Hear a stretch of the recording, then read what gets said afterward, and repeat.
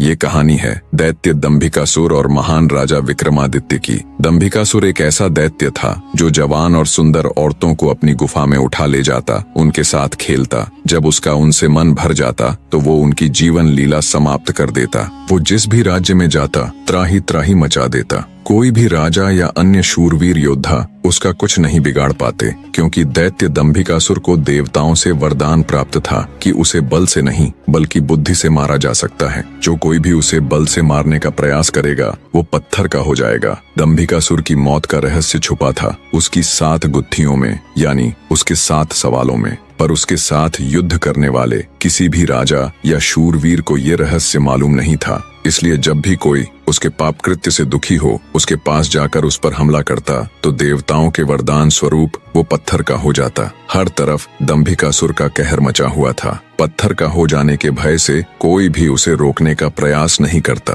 पर कहते हैं ना, जब पाप का घड़ा भर जाता है तो उसके भी फूटने का समय आ ही जाता है। हर जगह अपनी मनमानी कर एक दिन दैत्य दंभिकासुर ने उज्जैन नगरी की तरफ रुख किया। उज्जैन नगरी के ऊपर उस समय महान राजा विक्रमादित्य का शासन था। महाराज विक्रमादित्य न केवल बलशाली थे बल्कि वे बहुत बुद्धिमान भी थे। उन्हें हर प्रकार के कौशल में महारत हासिल थी।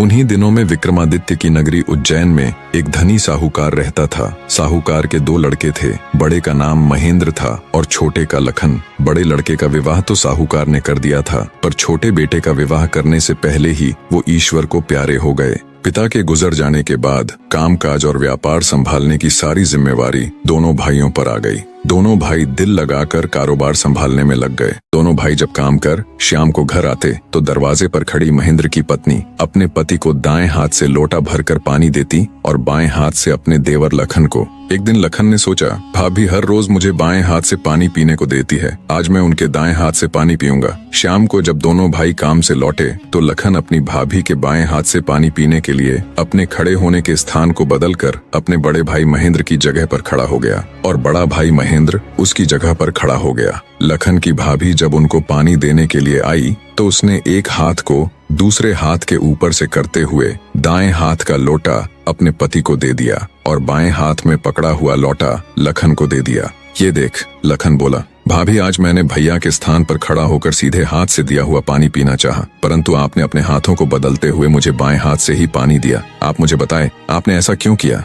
लखन की बात सुनकर उसकी भाभी ने उत्तर दिया, अगर तुम्हें सीधे हाथ का दिया हुआ पानी ही पीना है तो तुम भी अपने लिए सीधे हाथ से पानी पिलाने वाली ले आओ। भाभी की कही हुई बात लखन को चुभ गई। वह बिना पानी पिए ही भाभी से कहने लगा, ये लो तुम अपना पानी का लोटा और मैं यहाँ से जा रहा हूँ और अब मैं तभी वापस आऊंगा जब मुझे सीधे हाथ से पानी देने वाली मिल जाएगी, वरना अपनी शक्ल नहीं दिखाऊंगा। इतना कहकर वो तुरंत मुड़ा और चल पड़ा। ये देख उसके बड़े भाई महेंद्र ने उसे रोकने की बहुत कोशिश की, पर वो नहीं माना और बोला, नहीं भैया, अब तो तभी वापस आऊंगा जब मुझे मेरे योग्य पत्नी मिल जाएगी। इतना कहकर वो घर छोड़कर चल दिया। चलते चलते वह अपने नगर से दूर कांचीपुरम शहर में पहुंच गया। कांचीपुरम का राजा चंद्रसेन एक धार्मिक विचारों वाला व्यक्ति था। उसके राज्य में चारों ओर अमन शांति का माहौल था, परंतु फिर भी राजा चंद्रसेन हमेशा दुखी रहता था। राजा के दुख का कारण था उसकी जवान बेटी चंद्रकला का स्वास्थ्य। चंद्रकला दिखने में तो अत्यंत खूबसूरत थी, पर उसे एक असाध्य रोग ने घेर रखा था, जिस कारण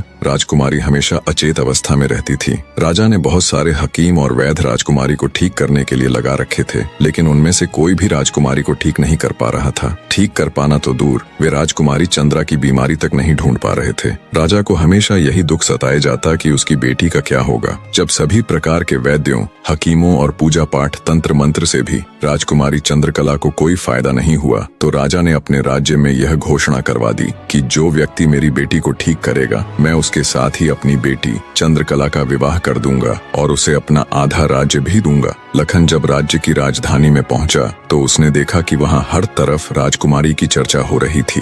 राज्य का हर कोई व्यक्ति राजा की घोषणा और राजकुमारी की बीमारी की बात कर रहा था। जब लखन ने एक व्यक्ति से इस बारे में पूछा तो व्यक्ति ने राजकुमारी की बीमारी से लेकर राजा की घोषणा तक का सारा किस्सा लखन को बताया। सारी बातें सुन लखन कुछ देर वहां खड़ा विचार करता रहा, फिर कुछ सोचकर वो राजमहल की तरफ चल पड़ा। एक जिंदा सांप राजा की लड़की के पेट में रहता था। सांप ने राजा की लड़की को अपने वश में किया हुआ था। जब रात होती तो वो कुछ देर के लिए राजकुमारी के मुख से बाहर निकलकर जंगल की तरफ चला जाता और सुबह होने से पहले ही वो फिर से उसके अंदर चला जाता। राजकुमारी इस बात से बिल्कुल अनजान थी कि उसके अंदर एक सांप ने डेरा डाला हुआ है। अनजाने में वो पूरी तरह से उस नाग के वश में थी। राजमहल में किसी को भी इस बात की भनक तक नहीं थी कि राजकुमारी के अंदर एक 7 फुट का सांप रहता है। सभी यही समझते कि पता नहीं राजकुमारी को क्या बीमारी लग गई जिसके कारण वो हमेशा अचेत रहती है। बड़े से बड़े वैद्य और हकीम भी इस बात का पता नहीं लगा पाए। लखन जब राजमहल के अंदर गया तो उसने देखा कि वहाँ पर बहुत सारे वैद्य और हकीम राजकुमारी को ठीक करने के लिए लगे हुए हैं। एक कोने में खड़े होकर चुपचाप लखन ये सारा माजरा देखने लगा। जब शाम का समय हुआ तो सभी हकीम और वैद्य धीरे धीरे करके वहाँ से चले गए।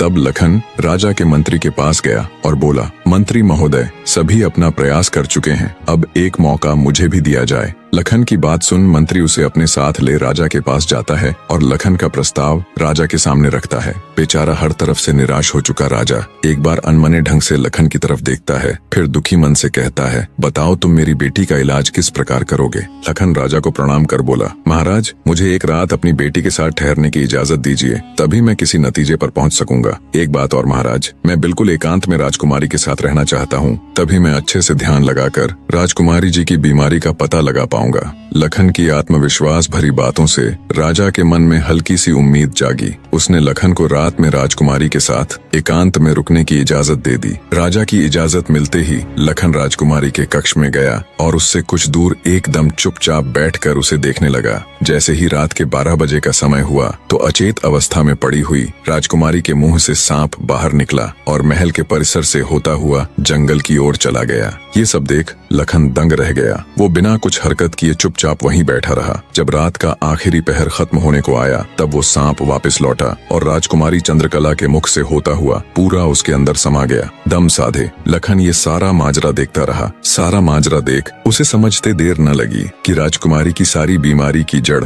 ये सांप ही है। सुबह हुई तो राजा चंद्रसेन डर और बेसब्री के मिश्रित भावों के साथ लंबे लंबे कदम रखता हुआ अपने मंत्री के साथ राजकुमारी के कमरे में आया और बेसब्री से उसने लखन से पूछा, बताओ लड़के, तुम किस नतीजे पर पहुंचे? क्या मेरी बेटी ठीक हो जाएगी? लखन बोला, महाराज, मुझे राजकुमारी की बीमारी का पता चल गया है और ईश्वर ने चाहा तो वो जरूर ठीक हो जाएगी। आप मुझे एक रात का समय और दीजिए और मेरे लिए एक तलवार, एक मिट्टी से भरी हुई बड़ी सी बाल्टी का इंतजाम कर दीजिए। लखन की बात सुन राजा को बहुत सुकून मिला। उसने मंत्री को लखन के द्वारा मांगा गया सारा सामान उसे देने का निर्देश दिया। अब सभी को इंतजार था तो बस रात का।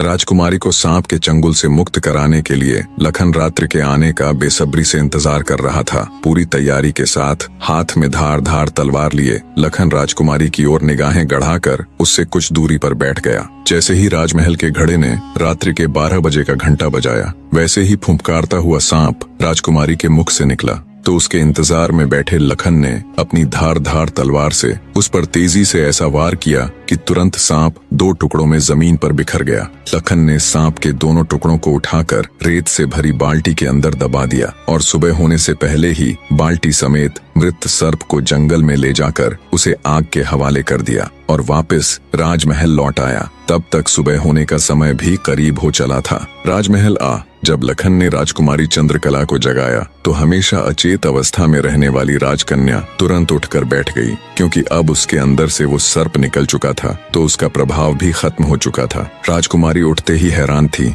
उसे ऐसा लग रहा था जैसे पता नहीं वो कितने सालों से नींद में थी। जब लखन ने राजकुमारी से उसके स्वास्थ्य के बारे में पूछा तो अचंभित राजकुमारी ने अपने आप को बिल्कुल ठीक बताया। तब तक सुबह भी हो चुकी थी। उधर राजा भी पूरी रात सोया नहीं था। उसे बस इंतजार था तो सुबह का। जैसे ही सुबह हुई राजा बेसब्री से भागा भागा राजकुमारी के कक्ष में आया। जब उसने बिल्कुल सही सलामत अपनी बेटी को बैठे और बात करते पाया तो उसकी खुशी का ठिकाना ना रहा। आंखों में अश्रु लिए राजा ने तुरंत अपनी लाडली बेटी को गले लगा लिया। भरे हृदय से राजा ने हाथ जोड़कर लखन का शुक्रिया अदा किया और अपनी शर्त के अनुसार राजकुमारी चंद्रकला का विवाह लखन के साथ कर दिया। जब राजा ने लखन को अपना आधा राज्यपाट देना चाहा तो लखन ने राज्य लेने से साफ मना कर दिया। ऐसा स्वाभिमानी दामाद पाकर राजा चंद्रसेन खुशी से फूला नहीं समाया। उसने खुशी खुशी बहुत सारा धन देकर अपनी बेटी चंद्रकला को लखन के साथ विदा कर दिया। जब राजकुमारी चंद्रकला को ले लखन अपने राज्य उज्जैन नगरी पहुंचा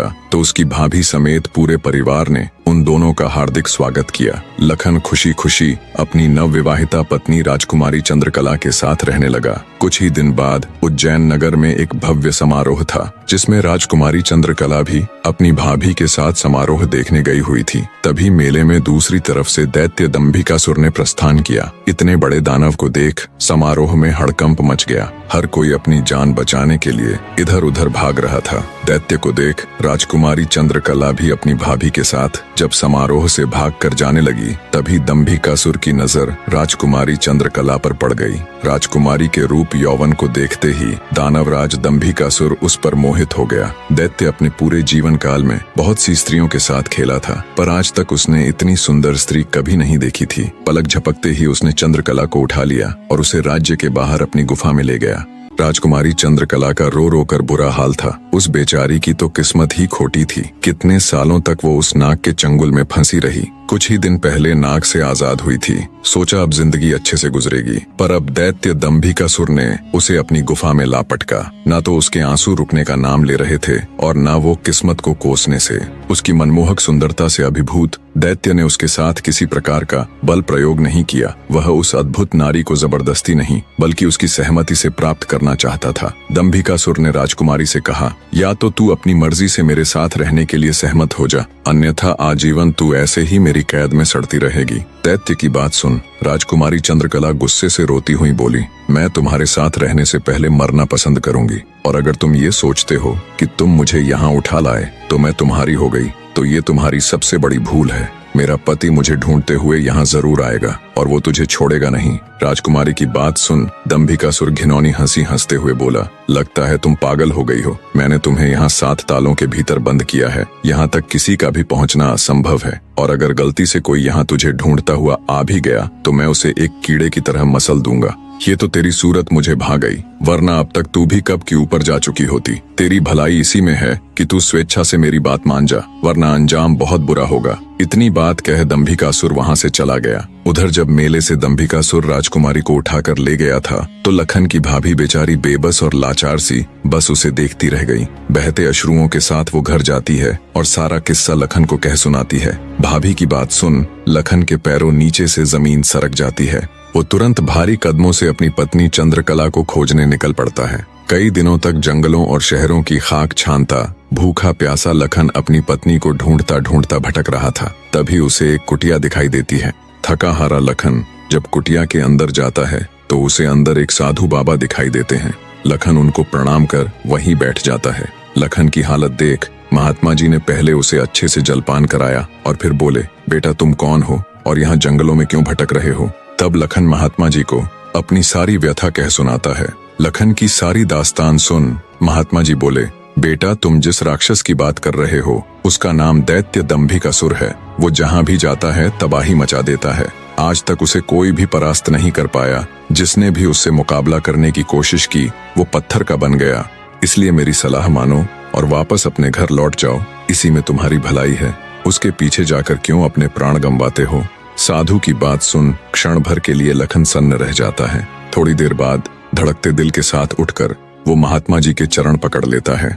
उसकी आंखों में डर और साहस के मिश्रित भाव थे। अपनी पत्नी को याद कर लखन ने आंखों में आंसू भरकर कहा, नहीं महाराज, मैं ऐसा कदापि नहीं कर सकता। मेरी पत्नी उस दैत्य के चंगुल में है और उसे छुड़ाने के लिए मैं कुछ भी कर सकता हूँ। हे साधु बाबा, अब आप ही मेरी आखिरी उम्मीद हैं। घर तो मैं नहीं जाऊंगा, चाहे मेरे प्राण ही क्यों न चले जाएं। लखन की बात सुन साधु महाराज ने गहरी सांस ली और कुछ पल सोचने के बाद कहा, देख लो बेटा, मैं एक बार फिर कह रहा हूँ, उस दैत्य के सामने तुम्हारे बचने की संभावना बहुत कम है। लखन बोला, महाराज मुझे मेरे प्राणों की जरा सी भी फिक्र नहीं है। आप तो बस मुझे उस तक पहुँचने का मार्ग बताए कृपया। लखन के दृढ़ निश्चय को देख महात्मा जी ने फैसला किया कि वे उसकी मदद करेंगे। गहरी सांस लेते हुए वे बोले, तो सुनो बेटा, दैत्य दंभिकासुर कोई साधारण राक्षस नहीं है। उसने सालों तपस्या करके देवताओं को प्रसन्न कर उनसे वरदान वरदान प्राप्त किया है कि जो कोई भी प्राणी उस पर हमला करेगा तो वह तुरंत पत्थर का बन जाएगा। उसे पराजित करने का सिर्फ एक ही उपाय है, वो है उसकी 7 गुत्थियों को हल करना,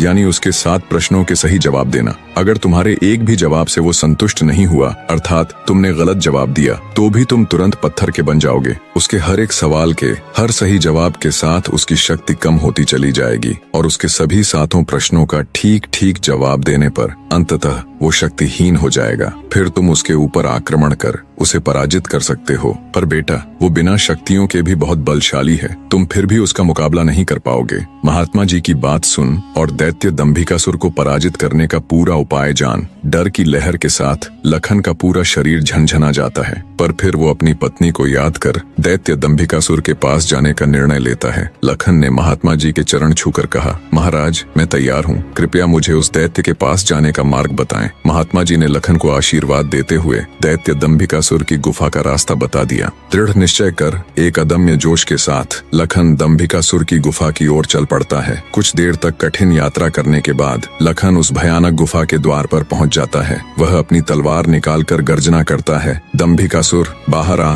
और मेरा सामना कर। लखन की ललकार सुनकर दंभिकासुर गुफा से बाहर आता है और क्रोध में दहाड़ता है, कौन मूर्ख है जो मेरी शांति को भंग कर रहा है। भारी भरकम विशालकाय दानव को देख लखन के पूरे शरीर में सिरहन दौड़ गई। हिम्मत जुटाते हुए लखन बोला, हे दुष्ट राक्षस, मैं उस स्त्री का पति हूँ जिसे तू बलपूर्वक उठाकर लाया है। पूछ तेरे वो 7 सवाल, मैं जवाब देने के लिए तैयार हूँ। सवालों की बात सुन दंभिकासुर चौंक गया, फिर कुछ सोचकर बोला, ओ तो तू उस धूर्त साधु से मिलकर आया है, उसी ने तुझे मेरे रहस्य का पता बताया है। पर अब क्या फायदा, मैं तेरी फूल सी पत्नी को तो कच्चा ही निगल गया हूँ। क्या स्वादिष्ट मांस था उसका। दैत्य दंभिकासुर का इतना कहना था कि लखन अपना आपा खो बैठा और आगे बढ़कर पूरी ताकत के साथ तलवार से दैत्य पर वार किया। लेकिन जैसे ही उसकी तलवार दैत्य को छूती है, देवताओं के वरदान के कारण वो भी तुरंत पत्थर का बन जाता है। दैत्य दंभिकासुर छल कपट से झूठ बोलकर पत्थर का बना देता है। लखन के पत्थर का बनते ही दैत्य दंभिकासुर जोर जोर से शैतानी हंसी हंसता है। बड़ा आया था मेरी 7 गुत्थियों को सुलझाने वाला। उसकी शैतानी हंसी से सारी वादियां दहल उठती हैं। घिनौनी हंसी हंसता हुआ दंभिकासुर अपनी गुफा में जाता है और राजकुमारी चंद्रकला से कहता है, एक कीड़ा आया था बाहर, कह रहा था तुम्हारा पति है। तुम तो बड़े बड़े दावे कर रही थी कि मेरे पति को जब मालूम चलेगा तो वो मुझे छोड़ेगा नहीं। अरे उसे मसलने के लिए तो मुझे अपने हाथों की भी जरूरत नहीं पड़ी, एक छोटे से झूठ से ही विचलित हो मिट्टी में मिल गया। इतना कह दानव जोर जोर से हंसता है। दंभिकासुर की बात सुन राजकुमारी चंद्रकला एकदम सन्न रह जाती है, मानो उसके शरीर में प्राण ही न हो। कुछ देर बाद जब थोड़ा होश संभाला तो रोती गिड़गिड़ाती हुई राजकुमारी बोली, दुष्ट दानव, क्या किया तूने मेरे पति के साथ। ऐसा नहीं हो सकता, मेरा पति नहीं मर सकता, कह दे कि तूने मुझसे झूठ कहा है। राजकुमारी चंद्रकला की बात सुन दंभिकासुर बोला, मूर्ख स्त्री, तूने मुझे समझ क्या रखा है कि तेरा वो कीड़ा पति मुझे मारेगा। अरे पागल औरत, मैं अमर हूँ, मेरा कोई कुछ नहीं बिगाड़ सकता, मुझे देवताओं से वरदान मिला है। इतना कह दंभिकासुर राजकुमारी के बिल्कुल पास जाकर बोला, अब तो तेरा पति भी नहीं रहा, अब तो मेरी बात मान ले। दानव की बात का कोई प्रतिवचन दिए बिना बेचारी राजकुमारी बेजान सी धरती पर गिर पड़ती है। उसकी आंखों से लगातार अश्रु बह रहे थे। उधर जब अपनी पत्नी को खोजने गया लखन कई दिनों तक घर नहीं लौटा तो उसके परिवार वाले अत्यंत चिंतित थे। लखन की माँ और उसकी भाभी का तो रो रो कर बुरा हाल था। लखन का बड़ा भाई महेंद्र भी गहरी चिंता में था। अंततः कुछ भी न सूझने पर महेंद्र अपने अनुज भाई लखन को खुद ढूंढने का निश्चय कर अपनी माता व पत्नी से आज्ञा ले घर से चल पड़ता है। बड़ा भाई महेंद्र लखन की खोज में जंगल में भटकते हुए उसी साधु की कुटिया पर जा पहुंचा। उसने महात्मा जी को प्रणाम किया और थोड़ी देर सुस्ताने के लिए वहीं साधु की कुटिया के बाहर बैठ गया। महेंद्र को देख महात्मा जी ने उससे पूछा, हे वत्स, तुम इस निर्जन जंगल में क्यों भटक रहे हो। तो महेंद्र ने शुरू से अंत तक सारा वृत्तांत महात्मा जी को सुनाया। सारा वृत्तांत सुन महात्मा जी के चेहरे पर चिंता की लकीरें उभर आईं। उन्हें इस प्रकार विचार मग्न देख महेंद्र ने पूछा, हे महाराज, मेरी बात सुनकर आप किन विचारों में खो गए और आपके चेहरे पर ये चिंता की लकीरें मैं साफ देख सकता हूँ। इसका क्या कारण है गुरुजी? महात्मा जी ने गंभीर स्वर में कहा, हे वत्स, मैं तेरे भाई लखन को जानता हूँ। वह भी मेरे पास आया था और उसने मुझे सारा वृत्तांत सुनाया था कि कैसे वह राक्षस उसकी पत्नी को उठा ले गया। महात्मा जी की बात सुनकर महेंद्र एकदम स्तब्ध रह गया। उसकी आंखों में आश्चर्य और चिंता के भाव उभर आए। महेंद्र बोला, तो कहाँ है मेरा अनुज महाराज? वो ठीक तो तो है, वो घर क्यों नहीं लौट रहा? हे महाराज, कृपया जल्दी से मुझे बताएं, मुझसे सब्र नहीं हो रहा। जब महेंद्र अपने छोटे भाई लखन के बारे में साधु महाराज से पूछता है तो साधु जी लखन के उनके पास आने से लेकर दैत्य दंभिकासुर के पास जाने तक का सारा वृतांत कह सुनाते हैं। सारी बात सुन महेंद्र महात्मा जी के चरण पकड़ लेता है और कहता है, हे साधु महाराज, आप तो सर्वज्ञानी हैं। जब आपको दैत्य दंभिकासुर के रहस्य के बारे में पता था तो अवश्य आप ये भी जानते होंगे कि लखन का यहाँ से जाने के बाद क्या हुआ। हे महाराज, कृपया मुझे बताए कि आगे क्या हुआ। तब साधु बाबा गंभीर स्वर में बोले, हे वत्स, आगे वही हुआ जिसका मुझे पहले से ही भय था। मैंने लखन को जाने से पहले बार बार समझाया था और उसे अच्छी तरह से उस दुष्ट दानव की शक्तियों से अवगत भी करवाया था, पर उसने मेरी बात नहीं मानी और अपनी पत्नी को बचाने के लिए उस दैत्य से भिड़ गया। फलस्वरूप उस धूर्त दानव ने छल कपट से उसे भी पत्थर का बना दिया। इतना सुनते ही महेंद्र को कांटो तो खून नहीं, उसका चेहरा एकदम से पीला पड़ गया और हल्क सूख गया। कुछ दिन पहले ही तो उनके पिताजी उन्हें छोड़कर चले गए थे और अब उसे जान से भी प्यारा छोटा भाई लखन भी पत्थर का बन गया। उसकी हालत देख महात्मा जी उसे सांत्वना देते हुए बोले, बेटा अब क्या हो सकता है, होनी को कौन टाल सकता है। महेंद्र तो जैसे शून्य में था, मानो उसके शरीर में प्राण ही ना हो। कुछ देर तक वहाँ घोर सन्नाटा छाया रहा।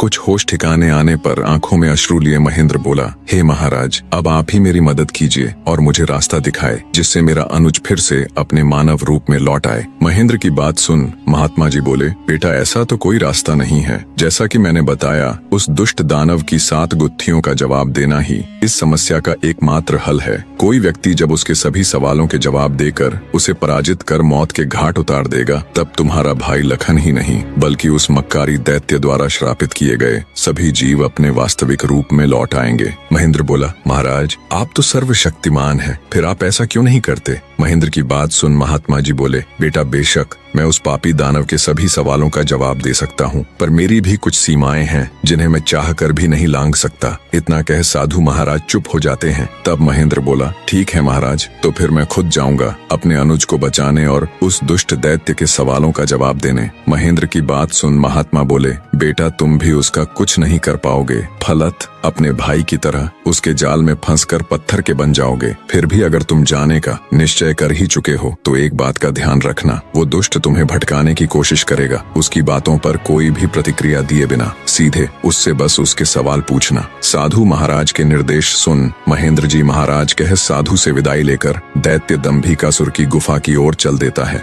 कठिन यात्रा करने के पश्चात महेंद्र उस भयानक गुफा के द्वार पर पहुंच जाता है और दैत्य दंभिकासुर को पुकारता है, हे दुष्ट दानव, बाहर आ, मैं आज तेरे सभी सवालों के जवाब दे तेरा काम तमाम कर दूंगा। महेंद्र की बातें जब दंभिकासुर सुनता है, गुस्से से लाल पीला हो दंभिकासुर गुफा से बाहर आकर दहाड़ने लगा। अब कौन मूर्ख मेरे हाथों से मरने आया है। उसकी दहाड़ इतनी शक्तिशाली थी कि पूरा जंगल थर्रा उठा। महेंद्र ने भी जब दैत्य के विकराल रूप को देखा तो क्षण भर के लिए तो वो भी ठिठका, पर फिर गुस्से से गर्जना करते हुए बोला, तो तू है वो दुष्ट राक्षस जिसने मेरे भ्राता की धर्मपत्नी का हरण किया और मेरे अनुज को पत्थर का बना दिया। दुष्ट दानव, आज तेरा अंत निश्चित है। पूछ फरेबी राक्षस, कौन से हैं तेरे वो 7 सवाल, मैं भी तो जानूं। दंभिकासुर घिनौनी हंसी हंसते हुए बोला, ओह, तो तू उस निकम्मे कीड़े का भाई है जो मेरे शाप की भेंट चढ़ गया। लगता है तेरा भी जीने से मन भर गया, जो तू सब जानते हुए भी यहाँ आया। महेंद्र क्रोध से दांत पीसते हुए बोला, घिनौने राक्षस, बातों में वक्त जाया मत कर। मैं तेरी बातों में आने वाला नहीं हूँ। जल्दी से पूछ तेरे वो सवाल, नहीं तो मैं तुझे इसी क्षण यमलोक पहुंचा दूंगा। ये सुन दंभिकासुर घिनौनी हंसी हंसकर नृत्य करते हुए बोला, सुन मूर्ख, मैंने तेरे भाई की पत्नी के साथ खूब विहार किया और जब मेरी इच्छा पूर्ण हुई तो उसके मांसल शरीर को कच्चा ही भक्षण कर लिया। क्या स्वादिष्ट मांस था उसका। अब तेरी बारी है, पर तुझे तो मैं पत्थर भी नहीं बनाऊंगा, सीधे तेरे टुकड़े टुकड़े कर डालूंगा। दैत्य दंभिकासुर के बोले गए ये बोल महेंद्र की छाती में किसी भाले की तरह लगे। अपने भ्राता की पत्नी के बारे में कहे गए शब्दों से उसके तन बदन में आग लग गई। सब कुछ अच्छे से जानते हुए भी महेंद्र अपने ऊपर काबू नहीं रख सका और दैत्य दंभिकासुर को मारने के लिए तेजी से उसकी तरफ लपका। जैसे ही उसने दैत्य के ऊपर अपनी पूरी ताकत लगा तलवार से वार किया, वैसे ही अपने भाई की तरह पल भर में वो भी पत्थर का बन गया। उसके पत्थर का बनते ही दंभिकासुर हंसते हुए बोला, तुम दोनों भाइयों की किस्मत में यही था कि तुम दोनों युगों युगों तक मेरी गुफा के प्रहरी बनकर रह जाओगे। इतना बुदबुदाकर दंभिकासुर अपनी गुफा में जाता है और राजकुमारी चंद्रकला को भी ये सब बता देता है और कहता है, तेरे दोनों रक्षक तो मेरे सामने ढेर हो गए, अब तू किसकी आस लगाए बैठी है, मूर्ख स्त्री। राजकुमारी चंद्रकला के रो रोकर आंसू सूख चुके थे, अब बचा था तो केवल क्रोध और ज्वाला। जलती हुई आंखों के साथ गुस्से में दहाड़ती हुई राजकुमारी बोली, दुष्ट राक्षस, तू क्यों इतना खुश हो रहा है? मुझे तेरा अंत साफ नजर आ रहा है, देख मेरी आंखों में। राजकुमारी चंद्रकला के तेवर देख और उसकी बात सुन दंभिकासुर विचलित सा हो जाता है और बिना कुछ कहे ही वहां से चला जाता है। उधर लखन महेंद्र के घर में तो लखन के न आने से पहले ही मातम पसरा हुआ था। ऊपर से अब महेंद्र भी वापस नहीं लौटा तो उसकी पत्नी और माँ का बुरा हाल था। अंततः महेंद्र की पत्नी अपनी सासू माँ से कहती है, माँ जी, आखिर कब तक हम ऐसे ही रोते बिलखते उनका इंतजार करते रहेंगे? बहू की बात सुन, बुढ़िया माँ बोल पड़ी, तो और बेटी हम कर भी क्या सकते हैं इसके सिवाय? महेंद्र की पत्नी बोली, हम अपने राजा के पास जाकर उनको ये सब बताएंगे, वो अवश्य हमारी मदद करेंगे। बहू की बात बूढ़ी माँ को उचित लगी। दोनों तुरंत राजा विक्रमादित्य के पास चल पड़ती हैं। कहानी का अगला अध्याय भी बहुत जल्दी आने वाला है, बने रहे।